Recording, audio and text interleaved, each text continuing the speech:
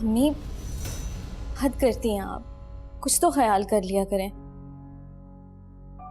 मैंने सच बोला है और सच कड़वा होता है। इन्हें घर से भगाने वाले भाई थे, आप उन्हें तो कभी ऐसे ताने नहीं देती क्योंकि वो आपकी औलाद है।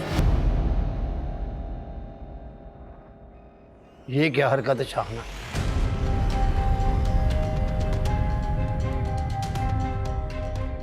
क्यों मारा तुमने इसको?